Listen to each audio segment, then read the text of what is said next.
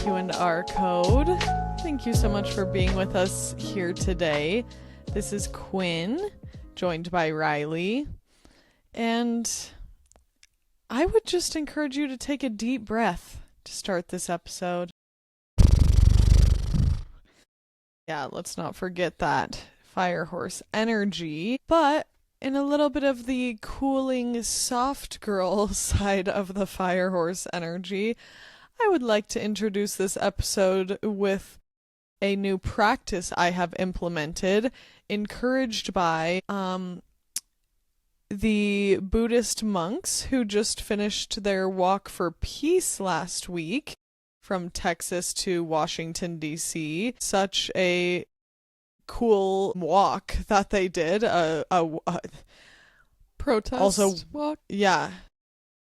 Also, wowee to cover that amount of miles starting in October, ending in February, to just walk across the states is crazy. But I have loved implementing this practice as suggested by them to say, well, I will admit I have fallen short on the process of writing this down. I have been saying it, but they encourage you to write down every day, today will be my peaceful day. And then say it and believe it. And it's been 5 days of me saying today will be my peaceful day. And I believe in the power of speaking things into existence, and I am feeling very inspired on that trajectory of speaking my peace into existence. I love that. It also reminds me of the Snoop Dogg song for children, where it's a call and response. Today's gonna be an amazing day. And then the kids go, today's gonna be an amazing day. You know that one? Oh, yes. Oh, yes. But I didn't know that's where that was from. Quinn did a group chat call out for today will be my peaceful day, and I just thought that you were inspired. But clearly you were inspired just by the monks. I didn't know that. That's great. Yeah, they're an inspiring We'll always bunch. welcome some peace, especially during the Year of the Fire Horse. After our episode, I was doing just a little more research about it, and as Quinn and I discovered, we are rabbit people, and I did read a feng shui expert that said that this energy could be very challenging for the rabbits.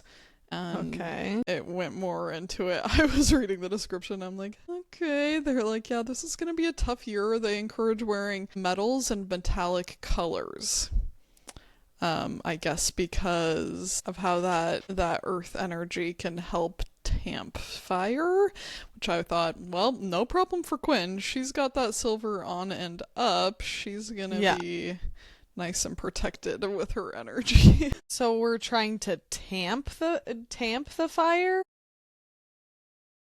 You know, I shouldn't even begin to get into it because I would really need reading it was very, she is like traditional Chinese feng shui practitioner that has a lot of superstition involved and guides with how exactly to dress and eat and operate to complement the zodiac, and just a little out of my depths, I would say, but interesting to learn about. I feel like we should just get right into it because Quinn and I both saw, not together unfortunately, but went and saw Wuthering Heights, and we have some thoughts. I wouldn't say this is like a comprehensive breakdown by any means.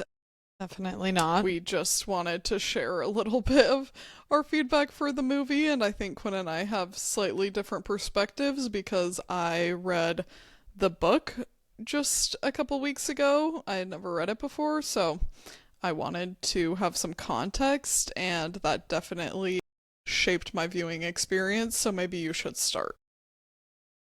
Yeah, well, I started reading the book and I fell out of inspiration for continuing it pretty quickly, but I went with a friend, it's always like fun to get to go to the movies. So I was excited. I was excited because she was very excited about seeing it too. And I mean, a movie that's so artful, I love in general. Like, it's fun for me to watch, and I am just really not the most critical, like we have established, of movies. Like, there are ones that I will just be like, yeah, I'm not impressed, not fun. It's not like I like all movies, but I have a pretty generally open heart to watching like movies, and feel like I usually am on the side of more support than otherwise. But I thought it was well done. I thought it was very interesting, and there was, definitely tugged at the heartstrings, and I liked the artful, quirky creativeness of the different weird shots, and that they were just kind of connecting what like animals to these humans. I don't know. There's a lot that I'm like, I don't know that I've exactly broken down, understood, digested some of the gravity of like exactly what happened, or some of those like more artistic focal points that I'm like, yeah, I think I would love to dig down a little deeper, and also ask your thoughts, like even just the Edgar creating the room for, it's Catherine, right? Is the main character Kathy, with her skin as the wallpaper, like all of that. Yeah. I don't know. A little freaky deaky, interesting, but overall I enjoyed it, and it was sweet going with my friend. And at the end, before the credits started, and when it was just silence, I hear her just little baby sniffles, just I was like, you were so cute. She was like, I'm so sad. The girls really came out to the theater for our showing. I don't think I've ever seen our movie theater as full as it was. People were stoked on it. I thought,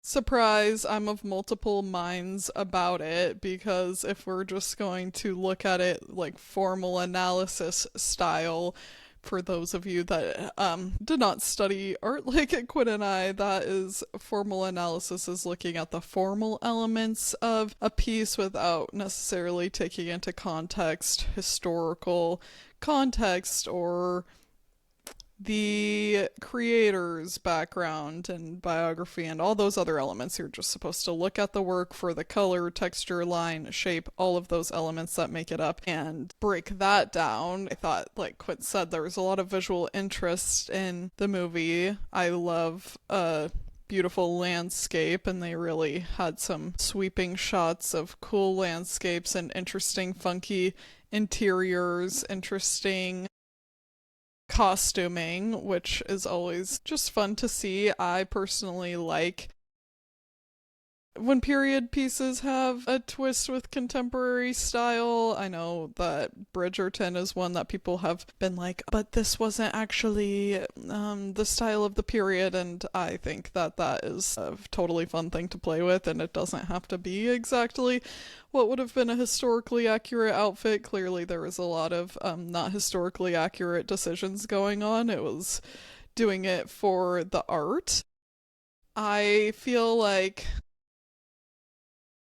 it's so hard to just be like having a firm opinion on the style over substance conversation, because I have heard some people say, this is just choices for choice's sake and not actually leading to the substance of the film. But that's such an argument that can be made about art in general, because there's plenty of times where people feel like something isn't contributing, but a director or an artist feels passionately that it does. And I often feel that more funky art housey movies can go over my head, where I'm when I was watching what's it called, Blue Velvet with David Lynch, very surreal movie. There's elements that I was like, oh, okay, I'm kind of seeing what's going on here. There's a lot that I was just like, yeah, not really clicking for me. Maybe if a person explained it to me, I could kind of draw some connections, but I am not always the one to. In a less straightforward film, I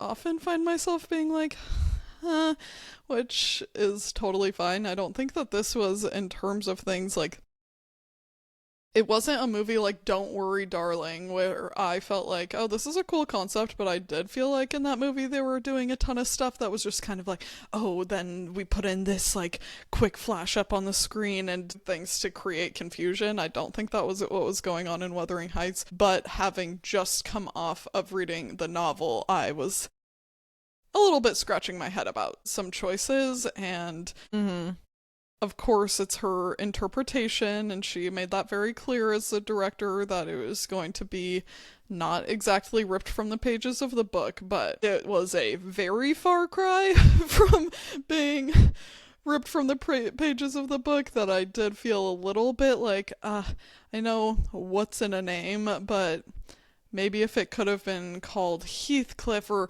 something that referenced, like, that you were taking inspiration from the characters of the book, but going to do really your own thing, because, I mean, it was a little bit difficult for me, honestly, watching and being like, that is not not only not what I got from it at all, like, we can have different interpretations, but it was fully just, that wasn't the plot.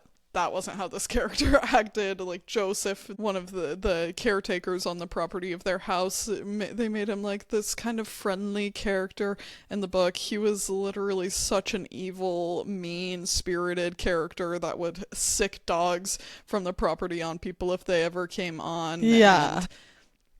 And, like, Kathy and Heathcliff were very abusive in the book, and they showed a little bit of that, and I'm not saying that that completely condemns them as characters, but they were definitely part of a cycle of abuse that we saw with the dad as an alcoholic, and he was a very abusive person, and I feel like it was portrayed very much like Heathcliff says these like nasty things, but he never actually participates in the violence, and they made Catherine and Heathcliff much, much more likable, which serves the purpose of the movie she was making, just did not really jibe with what I read, and their kids were a big part of the books, like a whole half of it, which they just wrote in that Catherine didn't even have her child, that was a miscarriage and a loss,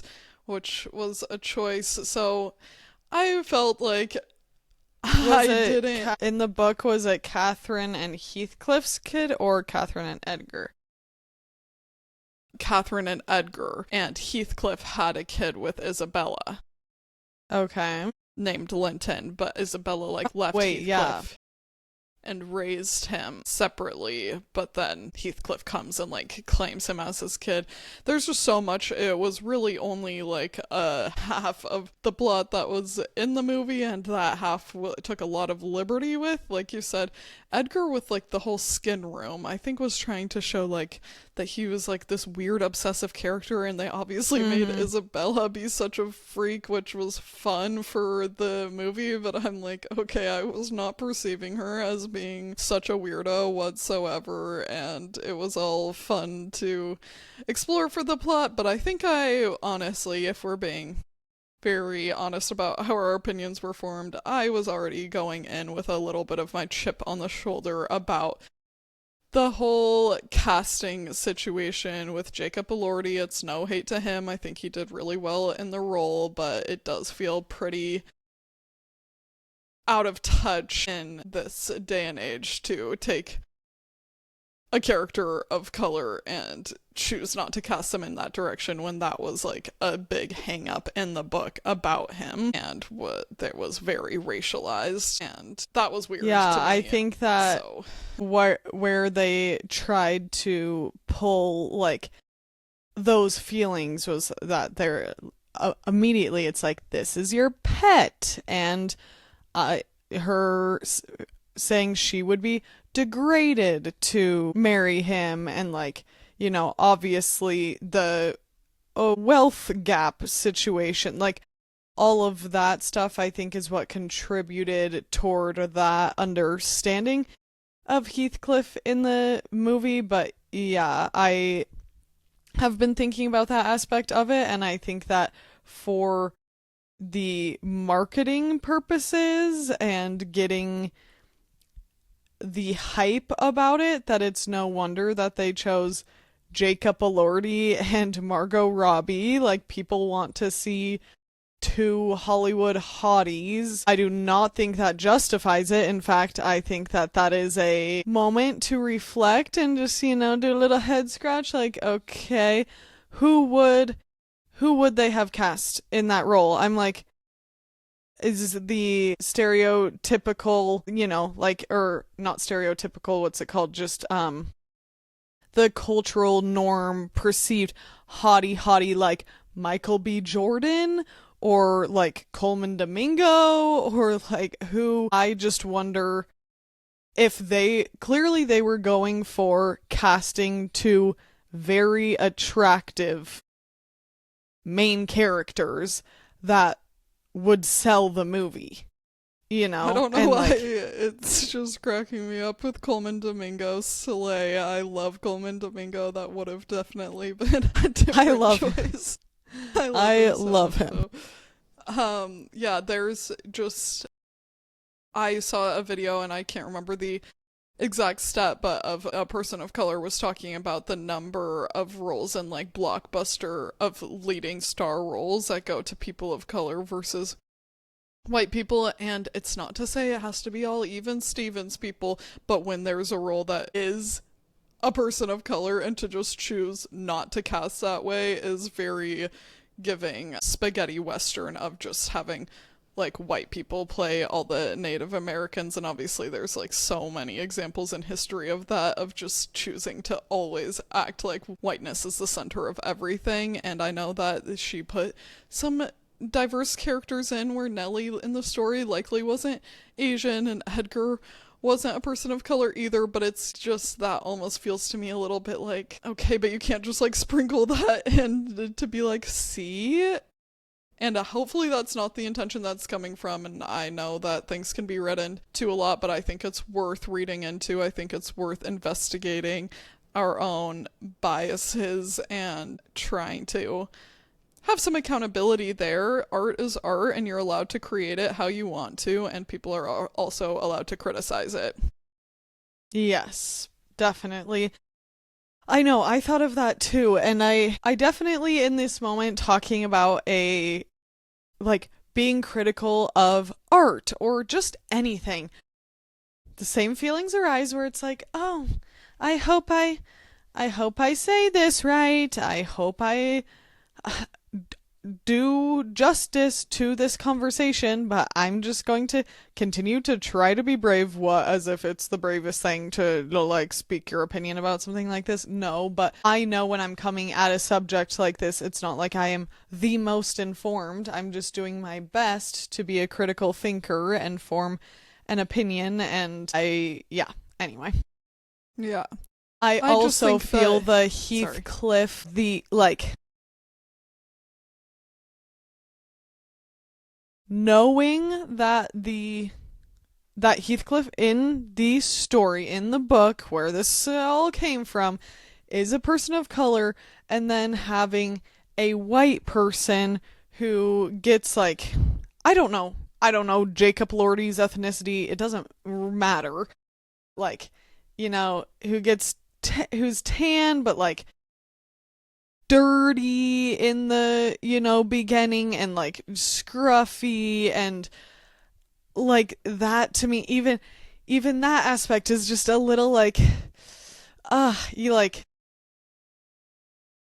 we're making this super haughty white guy. It's just, to me, almost like glorifying a little bit the circumstance. And I think it just totally changes the context, like you said, of her referring to him as her pet and these different things. It doesn't carry the same like heaviness and connotation that it would with the racial dynamic at play, and that's part of it. And I think maybe the director felt like that was something she was not comfortable enough to make the decision about, the weight of that type of a, I don't know. But then Nellie's character, obviously, I was very interested in with Nellie's character. My friend was like, annoying that Nellie just let this happen. Like, what? And I'm like, no. The whole point is that not Margot, sorry, girl. Margot. Kathy. I'm like, Margot, the bitch. No, I'm just kidding. Is that Kathy was, conditionally, she made it very clear from the get-go, you have never been loved. Like, she used her for her services and dumped her emotions on her constantly and used her as this like trauma sounding board and was just like, oh, how difficult is my life? No one loves you. No one has ever loved you. Go clean up after me. Whatever. So degrading, where there was this like sense of friendship, but then there was also this huge, like, she was saying F you to Nellie the whole time. And I think that it is so powerful that Nellie was like, okay, there's a lot of my circumstance I can't control, and I'm going to be good to you in many ways, but like, there are also ways. It's not fun to watch a character in any situation have their heart broken or have letters kept from them, whatever. But I'm like, she, with the little bit of autonomy that she did have in making those decisions, used her autonomy to be like, I'm not feeding into this sick thing that you have going on just because you think you're better than the rest of the world, and I'm not a part of this. Like, I am choosing to be, like, I will be here for you to comb your hair and serve you in these ways. That is my role, but I am not going to, like, you can't just treat me this way and think that, okay, I'm on your side and through thick and thin. And even more so in the book, Nellie, you see how much abuse she puts up with. Like, Catherine, she helped fully raise, and then Nellie was a constant victim of the domestic abuse going on in their household from the dad, but also Kathy would like pinch her and hit her and berate her and do all these things, and she really tried to show up with love and support for Heathcliff and Catherine because she saw how bad that dynamic was, and I feel like she was just not wanting to feed into a toxic relationship. I think that it was a little bit construed that she was kind of a more unfeeling character and not moved, and that was not how I felt reading it. When she is the narrator of the story in Wuthering Heights, where she is like recounting all of these events, and I do not think she's so unsympathetic. I think that part of it, that acting choice, was probably to show some restraint. When you're a server in the household, you don't really have the luxury of getting to be so effusive and emotional like Catherine got to be all the time. And yeah, the whole dynamic was an interesting interpretation. To me, not staying super true to the book.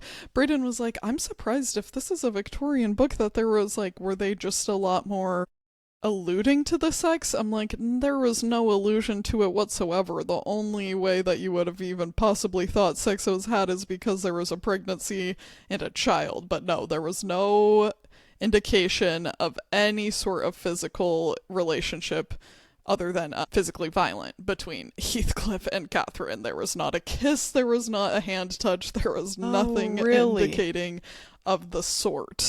There was no affair as far as I could read into it. That would again be deeply in your imagination. That is not, in my opinion, at all what Emily Bronte was trying to write about. Is very heavily a book about abuse and like the toxic family dynamic, which I think was, if we're getting a little more into the book side of things, I would have to do a better close reading to really have an interpretation, but from what I walked away with, it was kind of making a pretty bold statement. For it was written in the Victorian period, but refers back to like the beginning of that century and more of, I think it's called like the Romance period. I think that it's more of that kind of social commentary on how people get trapped in abusive family systems, and the dynamics of like the money played so much into it, of there was no really escape for Catherine other than to go be with Edgar Linton to try to raise her social status. Like she said, like, it would degrade me to be with Heathcliff because you can't make decisions based off of like your heart and your feelings if you're a woman in a society that your only hope for like elevating yourself is through marriage. And Yeah. I think Emily Bronte, she published it under a pen name. I think all of the Bronte sisters actually did when they were writing, because it wasn't just like celebrated that women could be authors too, and that was a very edgy book to be written in its time. But just for anyone else that didn't read it, yeah, there's no banging going on in that book, and I see why they thought that would be fun in the movie, but there was not even a whiff of the steaminess going on. It was pretty much dark and depraved and upsetting throughout the entirety of the book. I'm pretty sure that the steaminess is a big selling factor for getting people in the theaters. Well, yes. And I enjoyable. That? Yeah. Yes. Obviously than it just being abuse, like, that's for sure. Yeah, just violent abuse. It's like, yeah, not sorry. During any time, these times included, it's not really fun. Like, I don't know. Yeah. Charlie XCX's soundtrack was really good too. I enjoyed that. I would say and obviously the setting, to me, the costumes, like that all did add to it very much for me. I was like, yes. Margot Robbie is such a compelling actress. I think she did a great job in the role. And maybe a scene that I would have to think about some more, but I will say with the opening scene, that felt a little gratuitous to me, to have like the hanging right at the top and then the people. I'm like, why are people banging in the square during this? And there's all these like cocks drawn around. I don't know. I think that's where it was meant to make a very vulgar statement about the time period of like, this is just a normal happen stance. To me, that's what I got from it. I mean, it was obviously very vulgar, especially like that the opening, the first thing you hear before you see anything, and it was, I think, heavy meant breathing, to be confused. Like, yeah, the heavy breathing was meant to be misleading of like, is there a sexual thing going on? That's at least how I interpreted it, is that it's like trying to make these sounds that are making your brain think like, are we opening on like, what scene is this? And then it's like, oh, you get shocked because it's actually a person struggling to breathe. Yeah. I'm always a little skeptical of things that feel like it's meant for shock factor. I think that can go one of two ways, and for me, I wasn't sold on that opening. But clearly, Quinn and I are sitting here talking about it. People are going to be talking about it, so it's probably worth the watch if you're at all interested. It has some cool artistic choices, and is whether it's truly Wuthering Heights is up for debate, but it is a compelling story. And that's all I have to say about that for now. How about you, bud? Yeah. Yeah. I mean, if people haven't watched and now listen to this, it's still worth the watch. It's not, honestly, I don't even feel like we gave much away. No. Well, maybe the miscarriage. Well, whoops. Sorry.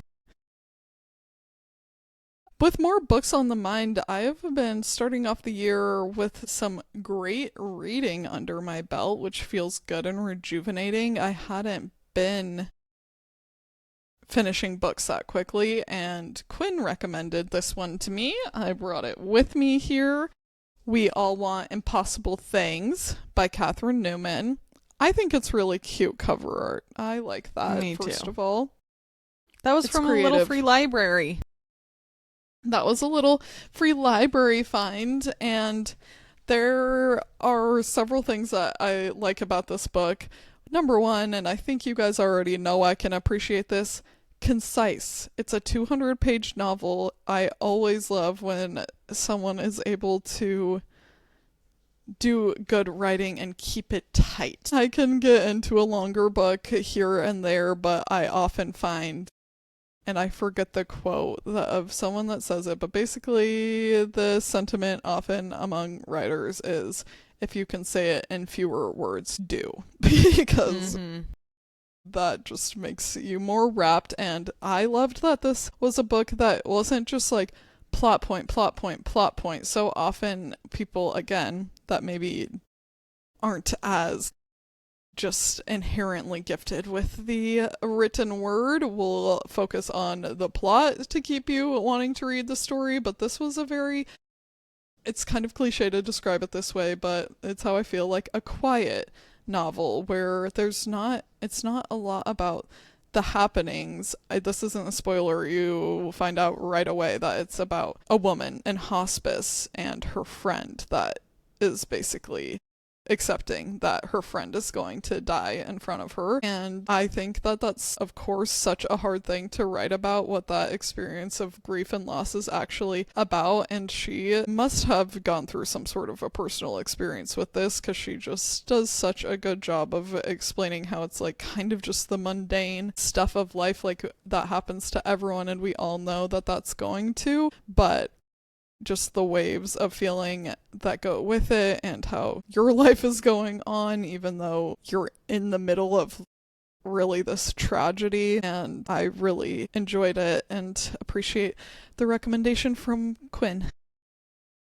Yeah, I thought that was a really excellent book because it took you through such the deep like spectrum of emotion too, where it's like genuinely funny and like kind of awkward and absurd and obviously tragic. And I read that during a time that our mom was going through a lot of grief because she had just lost her mom and has been in multiple situations with grieving people recently and end of life care. And yeah, I'm trying to remember, did Mom read it yet or not? Because Mom, you've definitely got to read that. Yeah, we need to pass it along to her, but we actually had someone in our life pass away this past week unexpectedly too, and I thought maybe that's going to be intense to keep finishing this book, but honestly it was nice. I feel like she wrote about it in such a accessible way that it was the opposite of what I was talking about, like trying to have shock value or be upsetting. Yeah. It was a very gentle way of, the mom. I think it was very genuine. In this book feels very like you feel held by her and in her grief. And yeah, that's one that I'm so glad that someone popped it in the free library to pass along to someone else, and now we're going to circulate it through us, but it might live in Quinn's library because I know that was a book that you, I think, wanted to hold on to, but we will pass it along to you in the airwaves. Yeah, once again, it's called We All Want Impossible Things. And this is taking a turn, but I finally got to listen to Killers of the Flower Moon, which I think most of us can recognize from the movie that came out a few years ago. I actually never ended up seeing it. I will now, with Leonardo DiCaprio. And it's a true story, and just add it to the list of atrocities committed towards Native Americans by white people, and specifically the US government, just continuing to, throughout history, break agreements, not support these indigenous groups, and Yep. all around bad blight on our history that I feel so ashamed of. And it's so crazy for people to try to act like, well, this was a long time ago. This was in the 1930s through But even past that. And Native people have been detained by ICE. Yeah. In the past couple of weeks, Native people are being detained by ICE. So what's the immigration excuse for that? There isn't one, obviously. There is an attack on indigenous people and everyone that doesn't fit into the colonizer mindset and paved path that they see. I would never have considered myself a conspiracy theorist, and I still do not consider myself a conspiracy theorist, but I am definitely more and more with more information that I'm gaining from a wide variety of sources, feeling that, yeah, the sentiment of being pawns in a game for a bigger scheme to me is definitely resonant. Yeah. Well, it's, I think, different to be a conspiracy theorist than to point out when there's actually powerful people that are conspirators, and that's exactly what happens in Killers of the Flower Moon. Is the white lawyers, the doctors of the town, the people that have the power in this dynamic are on purpose conspiring to cover up these murders, to commit these murders, all to try to gain wealth and land from the Osage, because they ended up, unbeknownst to them, they thought they were giving the Osage horrible, horrible reservation land, which is what the government tried to do, is find all of the land that they thought was the least valuable to move Native people to, that they thought they couldn't farm well, yada yada yada, and they accidentally gave them land that had a bunch of oil in it. Long story short, it's definitely worth the read. It is infuriating as it should be, but I think that that's been such a priority for me to read and learn more about indigenous cultures, because we were fully raised on this land and acted like one third grade kind of curriculum of talking about different tribes was sufficient education for American students on that history. And well, I just think they continue to be so disenfranchised, and just, yeah, not something that I'm okay with at all, especially knowing that so much of our knowledge and culture from this land is completely thanks to these groups. Well, and so much of the knowledge that would have guided us in a way to preserve and inhabit this land for millennia was just completely erased as this isn't the way we do it. So this is, well, and as if it is more basic humans. Yeah, obviously the word savage, that these are undeveloped, primitive. These are primitive practices. This is not the way we do things.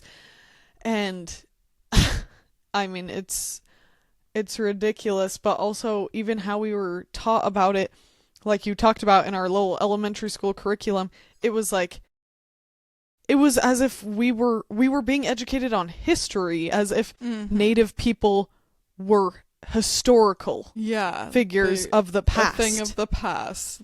We learned where all about in college that was on purpose, the idea of the vanishing race, and they said the Indians are vanishing. It's like, oh, they're just disappearing. No, what's actually happening? Yeah. Well, that's a good recommendation, Rye, for us to read. And another bit of food for thought for us to dig into, because we all want to be educated, is just what is happening with farmers and farmland in America, and the corporation that or these several corporations that are ruling the agriculture space in the United States. I don't want to deep dive that right now because I think we can leave this episode about here, but I think that it's very, very valuable to learn about our food systems and to understand the predicament we are in when farmers are under huge threat and not being paid livable wages. I mean, that's ancient history, but it's getting worse, and I think we need to every day be very grateful for the food that we get to eat and for the resources we have, and continue to educate ourselves about the systems that we are in and what systems we are contributing to upholding. And just the more knowledge we have, the more power we have, and people are trying to take our power from us, and we, the people, need to maintain our knowledge and power and sense of community. And, you know, like, I think that's a big one, is our sense of community, because the powers that be are trying to make us think that we are all separated and all different and anti each other. And I am on a mission in my life right now to be, as much as I can, having an open mind to different people, different circumstances, different mindsets, and trying to lead with an open and understanding heart and with curiosity instead of with a vengeance against others. 100%. Should I put my little smiley face stamp of today is my peaceful day elementary school show and tell vibes, because I did bring my watercolor that I wanted to show Quinn today. Oh, a wreath. A sweet little wreath. I know it's not exactly holiday season anymore, but that doesn't mean I don't want to do my Christmas watercolor workbook. That's so cute, Riley. I had so much fun watercoloring all of my Valentines for my clients last week for my Valentine's Flash event. It was so fun. I was inspired by that, and watercolor is just, that's a little 10-minute watercolor. I feel like I love that that is a medium that you can just do, like Quinn did, little hearts and stars. It doesn't have to be so serious, high art. You can just go in and make a little something. Get one of these workbooks seriously, and it'll be so accessible to you if you feel like it's hard to come up with the ideas on your own. And art is a healing thing. It just truly is. So find some. And it supports a small business if you go out to a brick and mortar, and everywhere that has, like, every town has a cute little paper store that is selling that type of art supply right now, you know? 100%. I love that. Thanks, Quinn. I liked breaking down Wuthering Heights with you, and as always, thank you guys for listening. If you could give us a follow at the Q&R code, a review, subscribe, all of those things are very appreciated by us. Does not go unnoticed. Goodbye. Goodbye.